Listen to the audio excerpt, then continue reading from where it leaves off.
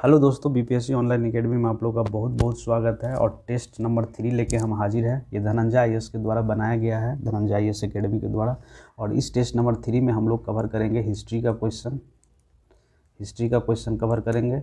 और पहले 1 और 2 नंबर टेस्ट में, 1 नंबर टेस्ट में हम लोग पॉलिटी कवर किए थे, 2 नंबर टेस्ट में हम लोग इकोनॉमी कवर किए थे। तो जो लोग इसको नहीं देखे हैं तो वो प्ले लिस्ट में हैं, जाके देख लीजिए। और बाकी इस टेस्ट नंबर 3 में हम लोग कवर करने वाले हैं हिस्ट्री का क्वेश्चन। तो आइए हम लोग स्टार्ट करते हैं आज का टेस्ट सीरीज। तो आज के टेस्ट सीरीज का पहला क्वेश्चन है, कौटिल्य का अर्थशास्त्र कितने अधिकरण में है? तो कौटिल्य का अर्थशास्त्र जो है 8 अधिकरण में बटा हुआ है और 180 प्रकरण में बटा गया। ठीक है। कौटिल्य का दूसरा नाम विष्णुगुप्त भी है।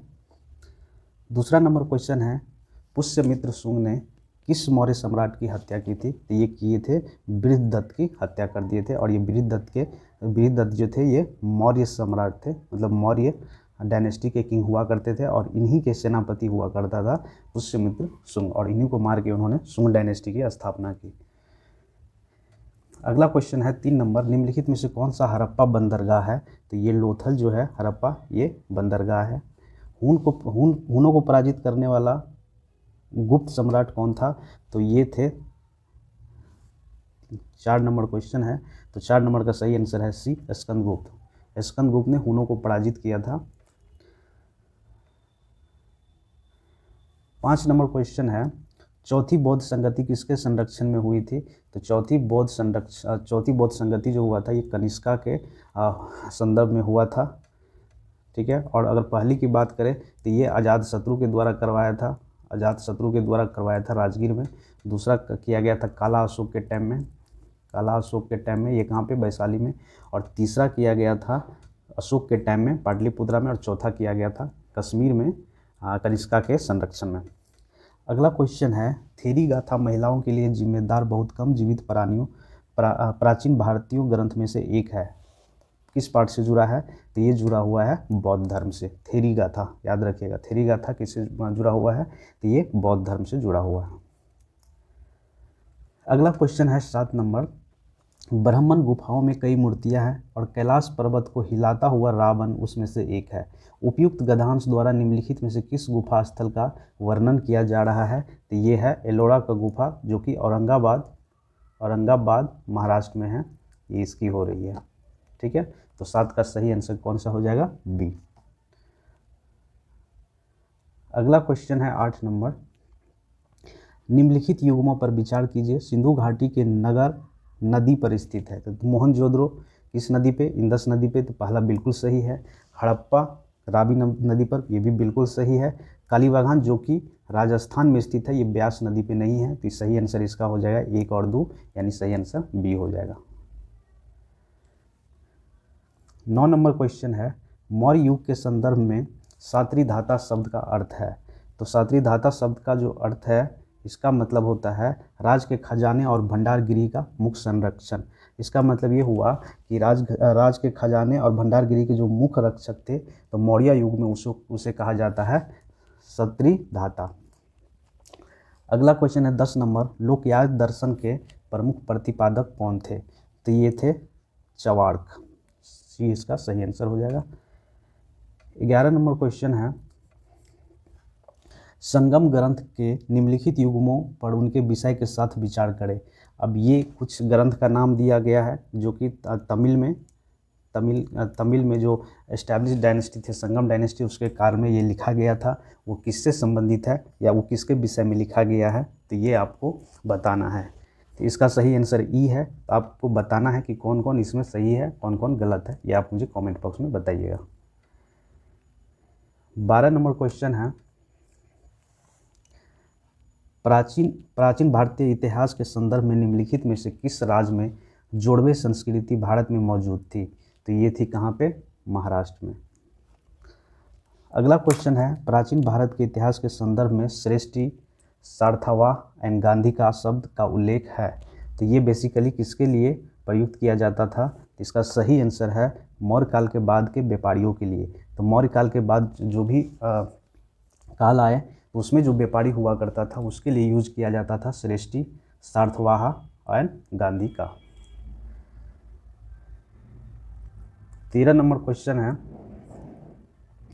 महायान बौद्ध धर्म से बोधिसत्व एंड अवलोकितेश्वर को इस नाम से भी जाना जाता है। तो इसका सही आंसर हो जाएगा 14 का सी, पद्मनी के नाम से भी जानते हैं। अगला क्वेश्चन है 15 नंबर, इसमें से कौन बौद्ध के जीवन से सही मेल खाता है। तो देखिए यहाँ पे इसका सही आंसर ई है, और यहाँ पे हम कुछ आपको हिंट देते हैं और ये चीज़ आपको मुझे बताना है कि कौन सा और काहे ई इसका आंसर होना चाहिए। ठीक है, बाकी आप समझ ही लिए। तो देखिए, जो बौद्ध के धर्म से रिलेटेड है, अगर कमल और बैल अगर दिखाया जाता है तो इसका मतलब होता है बुद्ध का जन्म। अगर घोड़ा दिखाया जाता है तो इसका मतलब होता है महान प्रस्थान या महाविनिष्क्रमण। और अगर बोधि वृक्ष दिखाया जाता तो उसका मतलब होता है आत्मज्ञान। और अगर चक्र दिखाया जाता व्हील तो इसका मतलब होता है चक्र, मतलब ये अगर ये दिखाया जाता है तो इसका मतलब होता है प्रथम उपदेश कहाँ पे दिया था।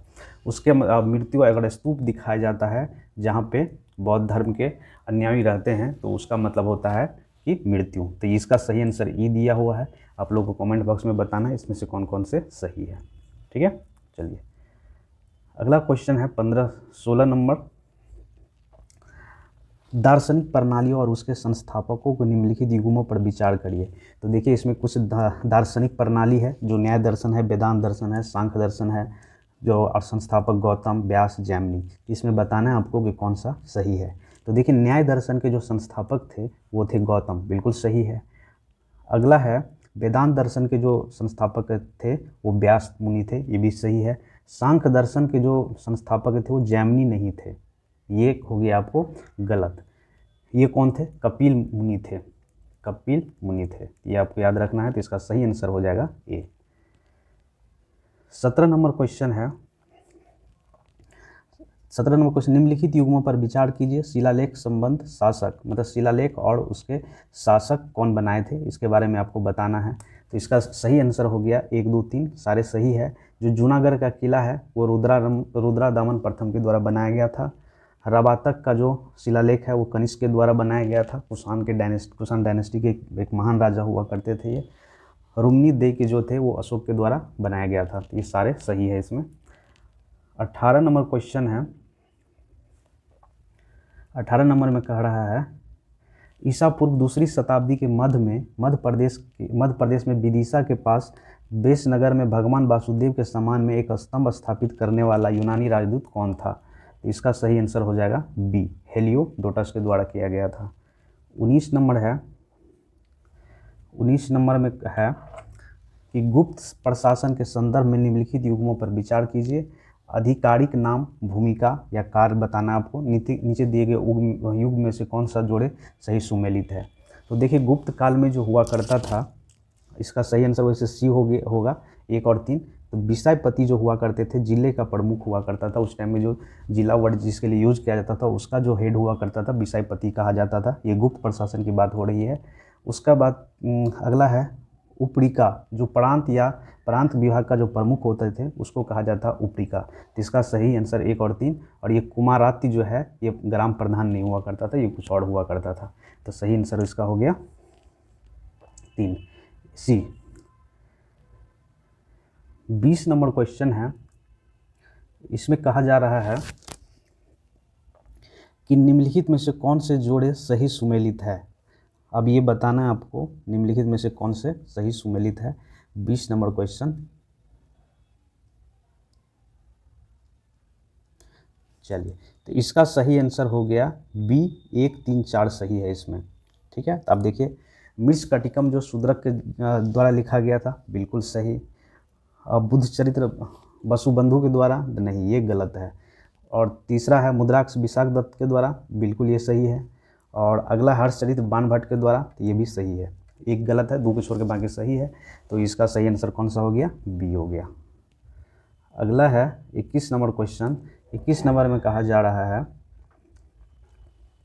नर्मदा नदी पर सम्राट हर्ष को किसने हराया था। तो ये हराया था पुलकेशन द्वितीय। पुलकेशन द्वितीय के द्वारा नर्मदा नदी के किनारे हर्षवर्धन को हराया था। और ये कब की बात है? ये 618 20 AD की बात है। इस टाइम में हर्षवर्धन को हराया था पुलकेशन II ने। ठीक है, और हर्षवर्धन के बारे में और बात अगर करें तो सम्राट हर्षवर्धन ने कनौज के पूरे उत्तर भारत पर शासन किया। वह पुलकेशन द्वितीय को हराकर दक्षिण में विस्तार करना चाहता था, लेकिन वो हो नहीं पाया। पुलकेशन II ने ही क्या कर दिया, हर्षवर्धन को हरा दिया। और इसी के टाइम में, हर्षवर्धन के ही टाइम में 3 पार्टी स्ट्रगल हुआ, जिसमें बंगाल के पालाव बंगाल, गुजरात परथियाना और ये सारे भाग लिए थे। 3 पार्टिकल स्ट्रगल के नाम से जानते हैं, ये उसी के टाइम में हुआ था। अगला क्वेश्चन है 22 नंबर, प्राचीन स्थल और पुरातात्विक खोज को सुमेल कीजिए। अब ये देखिए, इसमें पूछा गया है कि लोथल, कालीबागान, धौलवीरा, बनवाली, ये कहाँ कहाँ क्या क्या मिला है पुरातात्विक खोज, ये आपको बताना है। तो इसका सही आंसर है वैसे बी। देख लीजिए, 1 और 2, मतलब लोथल में क्या मिला, तो डॉकयार्ड मिला, लोथल में डॉकयार्ड मिला। कालीबागान में क्या मिला, तो ये जोता हुआ खेत मिला।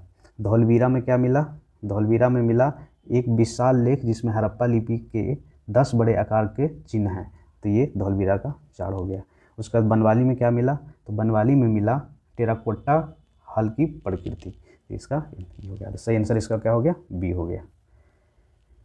23 नंबर क्वेश्चन है, अनेकावाद निम्नलिखित में से किस एक का प्रमुख सिद्धांत और दर्शन है। तो अनेकावाद जो दिए थे ये, और ये संबंधित है जैन धर्म से।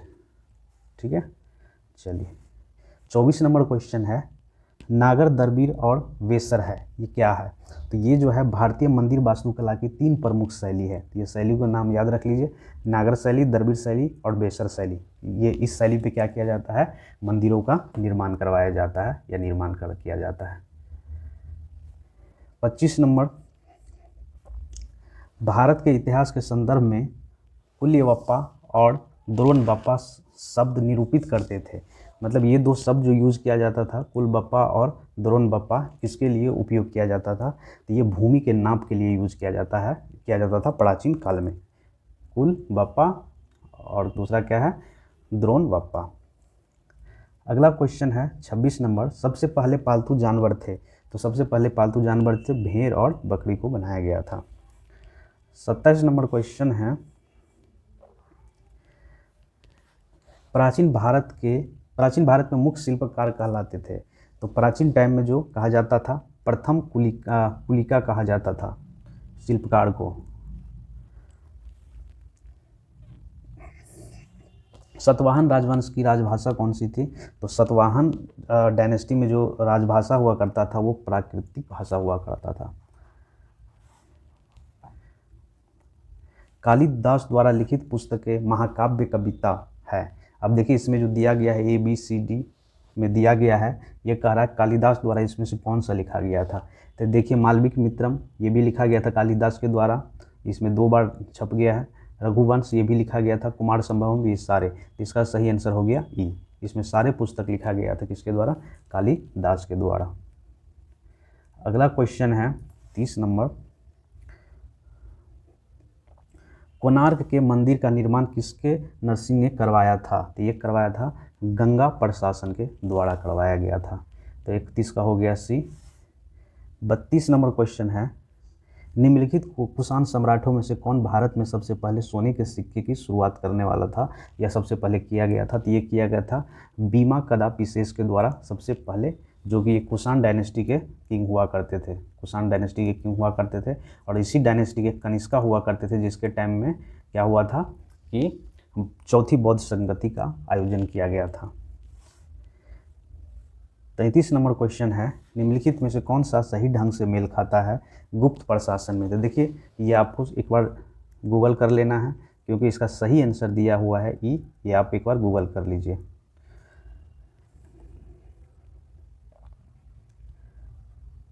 34 नंबर पे आ जाइए। 34 नंबर में क्या कहा जा रहा है कि उत्तर वैदिक काल में लोगों में किस प्रकार की मिट्टी का बर्तन सर्वाधिक लोकप्रिय था। तो इस टाइम में जो मिट्टी का बर्तन उपयोग किया जाता था, ये पेंटेड ग्रे वेयर की तरह। ठीक है, मतलब मिट्टी का बर्तन हुआ करता था, उसमें क्या किसी रेड कलर की मिट्टी से उसमें लेप दिया जाता था। तो वो कैसा होता था, पेंटेड ग्रे वेयर टाइप के यूज़ किया करता था। वैदिक काल की बात है ये। 36 नंबर क्वेश्चन है, निम्नलिखित में से कौन सा कार्य कश्मीर के इतिहास से संबंधित है? तो जो दिया हुआ है 35 नंबर, ये जो है राजतरंगिणी, ये किताब जो है ये कश्मीर के सुंदरता के बारे में या कश्मीर के इतिहास जानने के लिए काफ़ी बेहतर किताब है राजतरंगिणी। ठीक है, चलिए आप कमेंट बॉक्स में मुझे बताइए ये राजतरंगिणी किताब किसके द्वारा लिखा गया था।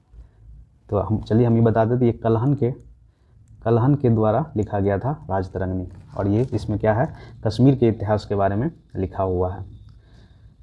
अगला है 36 नंबर। 36 नंबर है, निम्नलिखित में से कौन सा युग्म सुमेलित है? तो ये बताना है आपको।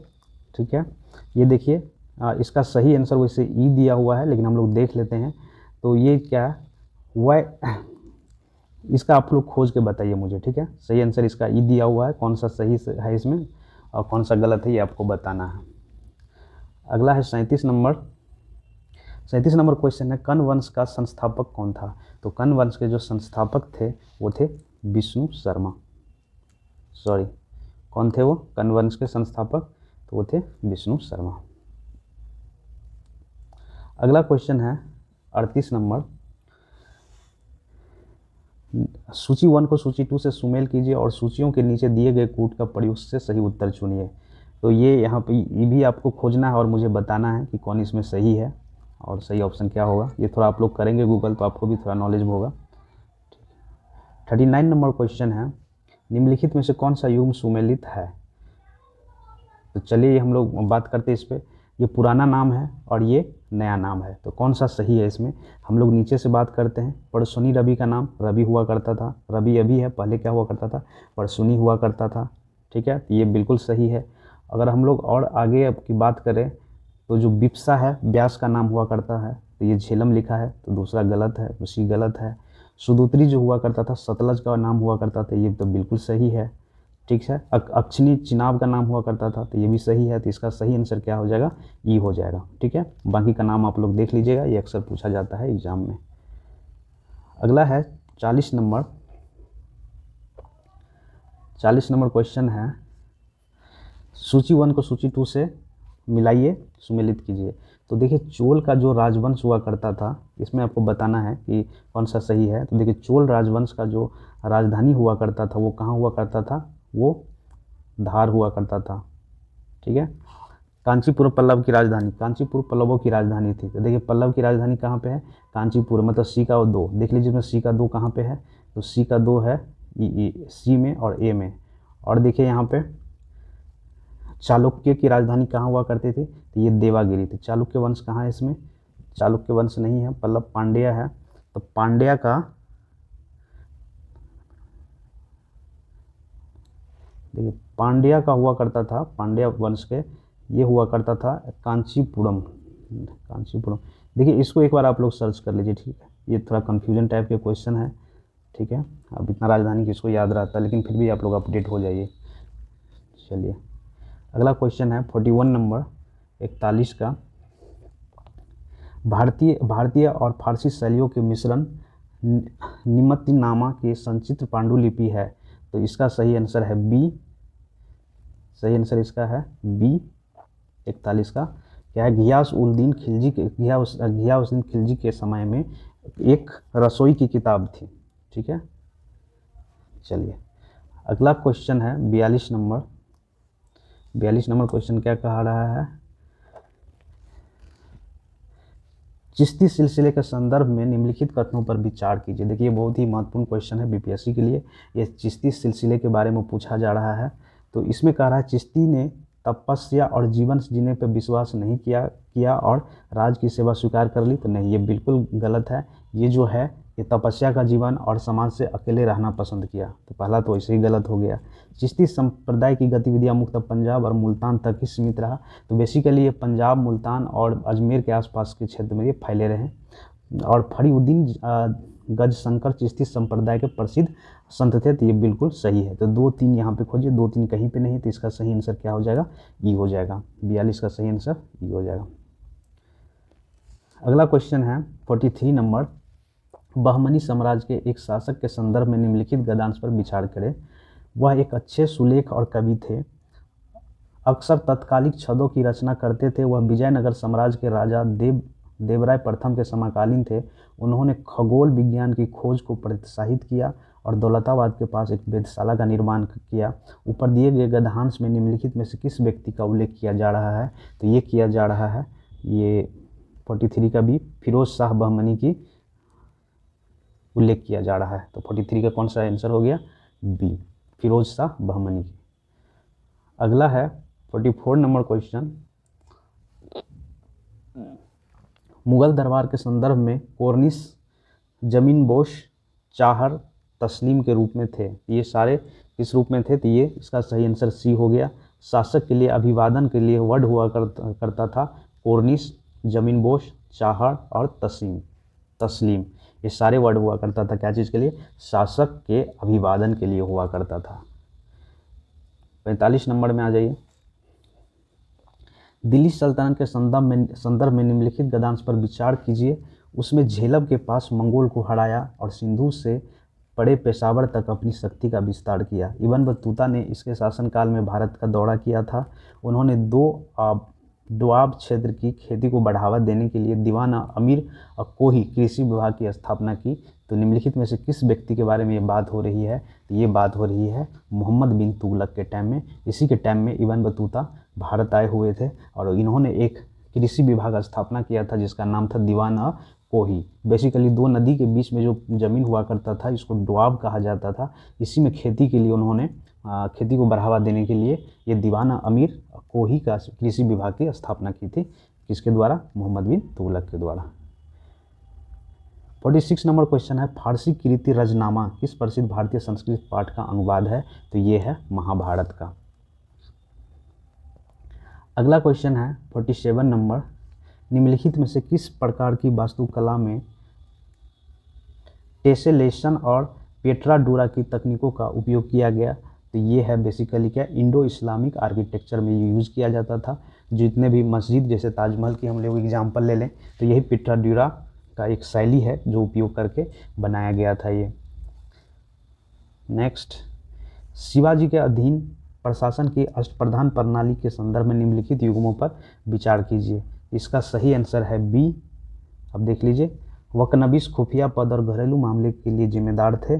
और अगला है पंडित राव धर्मार्थ अनुदान के प्रभारी थे। बाकी मजूमदार न्याय करने वाला था नहीं। तो ये दो सही है, तो सही आंसर इसका बी हो जाएगा। 49 नंबर में कहा जा रहा है, 49 नंबर में आ जाइए। कश्मीर के मोहम्मद हुसैन जिनके अकबर के दरबार में जरीन कलाम के नाम से भी जाना जाता था, वह एक क्या थे? तो 49 नंबर में आइए, क्या कह रहा है?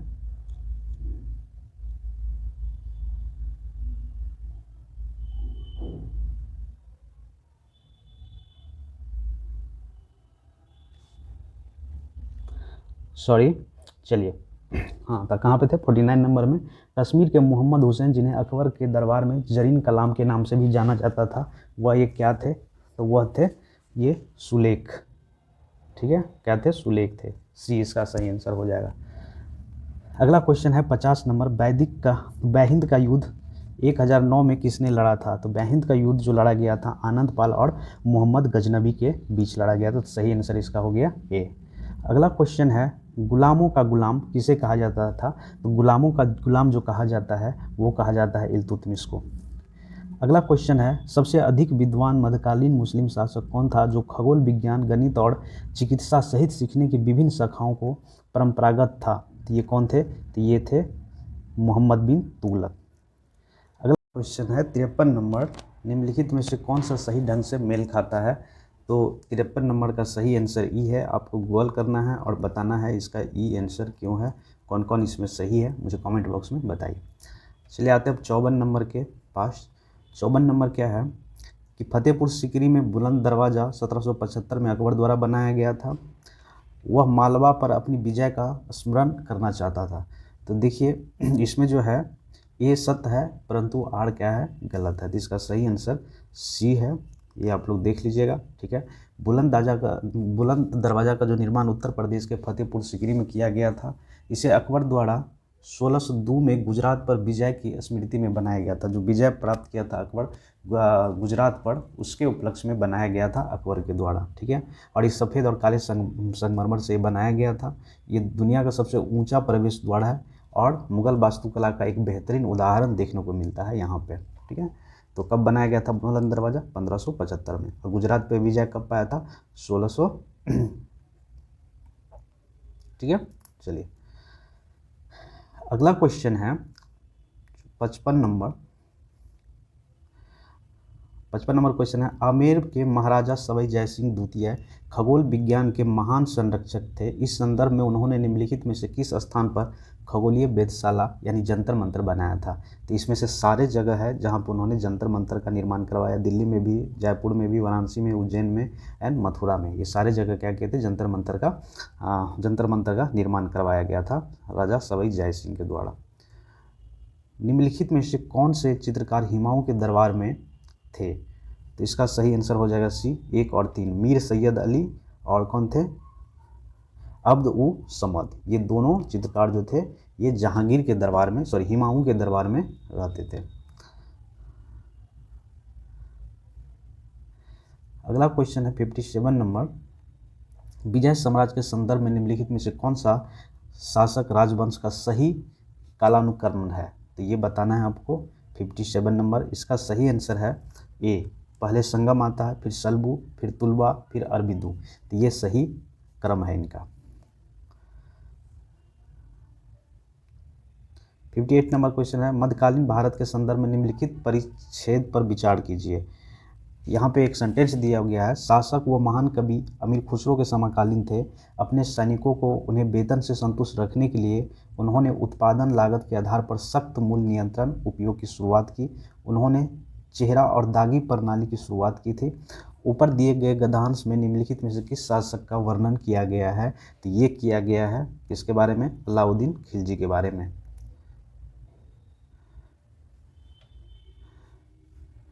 मध्यकालीन भारत के संदर्भ में बटई और नाशक थे। तो ये जनरली ये वर्ड यूज किया जाता था अकबर के शासनकाल में भू राजस्व प्रणाली के लिए यूज किया जाता था, बटई और नाशक के रूप में। नेक्स्ट 60 नंबर है, एक महान जैन विद्वान जिसे अकबर द्वारा आदित्य सम्मान दिया गया था, वो कौन थे? तो वो थे जैन धर्म के गुरु हरिविजय सूरी। 61 है, निम्नलिखित शासकों का सही कालानुक्रमण क्या है? तो सबसे पहले इसमें जो आया है, जो दिया गया, इसका सही आंसर बी है। तो सबसे पहले इल्तुतमिश आते हैं। ठीक है, इल्तुतमिश 1 नंबर पे आ गया, मतलब 2 हो गया। इल्तुतमिश सबसे 1 नंबर पे आते हैं।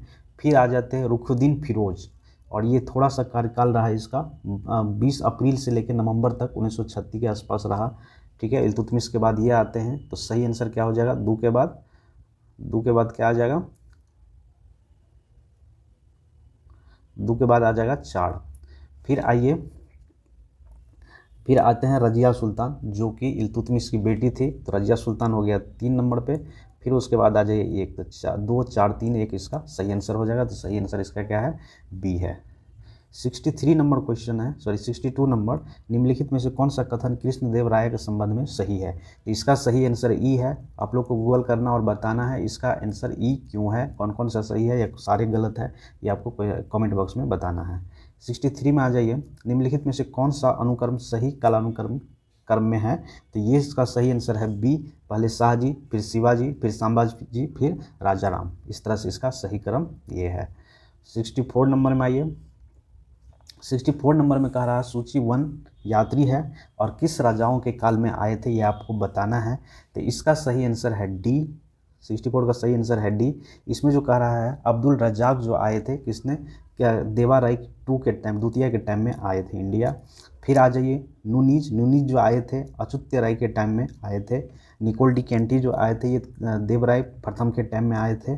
और बारबोसा जो आए थे, ये आए थे कृष्णदेव राय के टाइम में आया था। तो इसका सही क्रम हो जाएगा 2, 4, 1, 3। ठीक है, इसको देख लीजिएगा आप लोग। 65 नंबर क्वेश्चन है, तुलसीदास किसके समकालीन थे? तो तुलसीदास जो थे, ये थे अकबर के समकालीन थे। अब आ जाइए आप 66 नंबर में। देखिए 66 नंबर एक बार आप लोग देख लीजिएगा ये, ठीक है, इसका आंसर आप लोग एक बार देख लीजिएगा। एक मंदिर है, रथ मंडप या गोपुरम गर्भगृह किसको कहा जाता है। अगला क्वेश्चन में आ जाइए 67 नंबर क्वेश्चन है, निम्नलिखित में से किसने दिल्ली के 8 सुल्तानों का शासन देखा। तो ये कौन है, ये अमीर खुसरो, जो कहा जाता है कि अमीर खुसरो ने दिल्ली के 8 सुल्तानों का शासक देखा। दिल्ली के 8 सुल्तान के शासक में बलबन से घियासुद्दीन तुगलक तक शामिल है। अमीर खुसरो को तोते हुंद की उपाधि भी दी गई, ठीक है। ये थे अमीर खुसरो के बारे में। आ जाइए 68 में, सूची 1 को सूची 2 से मिलाना है। चलिए अब यहाँ पे आपको बताना है, इसका सही आंसर है 68 का बी है। तो देखिए गुजरात के चालुक्य वंश, और यहाँ पे देखिए क्या है, शासक वंश और राजधानी की बात हो रही है, तो इसका सही आंसर है बी। आइए हम लोग मिलाते हैं यहाँ। गुजरात के चालुक्य जो थे उसके राजधानी कहाँ हुआ करते थे, अनिलवाड़ा हुआ करते थे। उसके बाद आइए चेदी के कलचुड़ी जो हुआ करते थे उसका हुआ करते थे त्रिपुरी। फिर मालवा के परमार जो हुआ करते थे उसका हुआ करता था धार, और साहमान का कैपिटल हुआ करता था अजमेर। तो इसका सही क्रम हो जाएगा 2 1 4 3, 2 1 4 3, ठीक है। चलिए अगला है 69 नंबर। 69 नंबर में क्या करा, निम्नलिखित में से कौन सा बाद में मुगल सम्राटों के सही काल अनुसार क्रम में इंगित करता है। तो 69 का सी हो गया। पहले आते हैं बहादुर शाह फर्स्ट, फिर जहांदार शाह, फिर फारूक सियार, फिर आते हैं मोहम्मद शाह। तो सही इसका कौन सा हो गया, सी सही आंसर हो गया। आ जाइए 70 नंबर में, सेन वंश का संस्थापक कौन था। तो सेन वंश के जो संस्थापक थे ये हेमंत सेन थे, हेमंत सेन, याद रखिएगा, पहले पूछा भी गया था ये क्वेश्चन। 71 नंबर क्वेश्चन है, शैव न्याय मारोक और वैष्णव अलवरों के अधीन निम्नलिखित में से किस राजवंश ने भक्ति पथ का प्रसार किया। तो ये थे पल्लव, पांडव और चोल वंश। ये सभी क्या किए थे, भक्ति पथ का प्रसार किए हुए थे। नेक्स्ट